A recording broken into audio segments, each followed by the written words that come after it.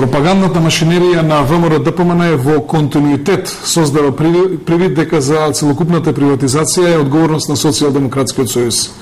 Фактите говорат следново.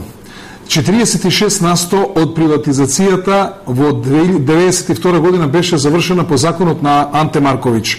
Односно имавме предпријатија како што е Силекс и некои други предпријатија кои дури 100% беа приватизирани по тој закон, што значи се останато е приватизирано по законот кој што е донесен 1992 година и кој што го гласеле и советниците, односно пратениците на ВМРО-ДПМН. Оно што е најбитно е дека Социјалдемократскиот сојуз во ниту еден случај, во ниту една приватизација се нема инволвирано директно како влада, со давање дисконти, со насилно правење на превласти внатре во самото предпријатие, како што тоа се случуваше од 1998 до 2002 година. Дури 72 предпријатија се приватизирани со дисконт од 90 до 99%, како што е Лозар Битола, веројатно се сеќавате, како што е Декортекс Радовиш, Агроплот и така натаму.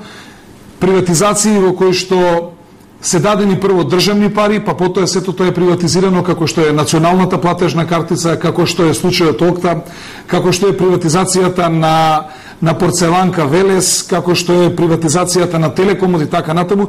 Во ниеден таков случај Социјалдемократскиот сојуз ги нема испрљано своите раце. Се што се одвивало согласно законските прописи. И она што е најбитно е да се каже дека најголемите отпуштања на работници ги има извршено токму ВМРО-ДПМН и директно со подписот на тогашниот министер за финансии, господинот Никола Груевски, во февруари месец 2002 година, со Фесал 2 аранжманот со кој што 34.450 работници останаа без работа и кој што потоа ние како влада моравме да ги рестартираме тие предпријатија. Тука се ЗИК Куманово, ЗИК Лозар Велес, тука се Топилница Велес, сите рудници во Македонија и многу други предпријатија.